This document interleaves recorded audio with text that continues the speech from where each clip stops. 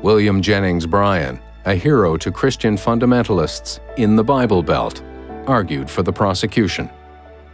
Clarence Darrow's entry into the Scopes case made it a national event.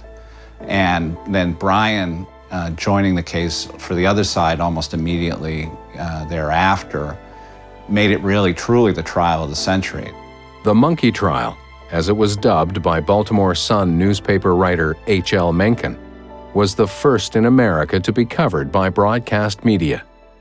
Darwin never said that human beings came from monkeys. What he did say was that human beings and the higher primates came from a common origin back millions and millions of years ago. And yet I think a lot of people still believe that Darwin said human beings came from monkeys. And Mencken didn't help by dubbing this the monkey trial. And it was a kind of a sensational atmosphere. People brought chimpanzees there, and there were little stuffed monkeys that were being sold in Dayton, Tennessee during the trial. So there was a sensational aspect about the whole thing. It was an intellectual circus, sideshows and all. The monkey trial was played like a comedy.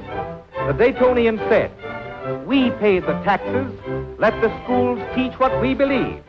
But the real issue of the trial was the right to teach whatever science had found to be true.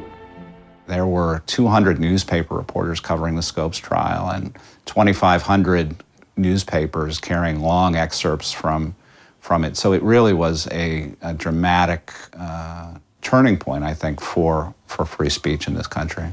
The Honorable William Jennings Bryan, defender of the faith. For the defense and the infidels, Clarence Darrow. The deeply religious judge, who quoted scripture during the trial, clashed with Clarence Darrow.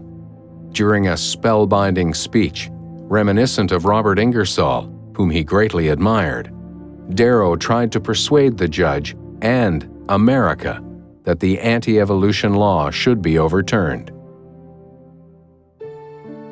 The fires have been lighted in America to kindle religious bigotry and hate, Darrow declared.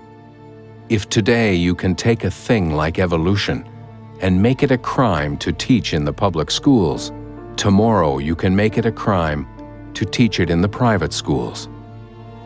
At the next session, you may ban books and newspapers. Soon you may set Catholic against Catholic and Protestant against Protestant and try to foist your own religion upon the minds of men. If you can do one, you can do the other.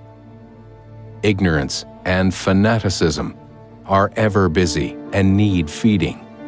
After a while, Your Honor, it is the setting of man against man and creed against creed, until with flying banners and beating drums we are marching backward to the glorious ages of the 16th century, when bigots lighted fires to burn the men who dared to bring any intelligence and enlightenment and culture to the human mind.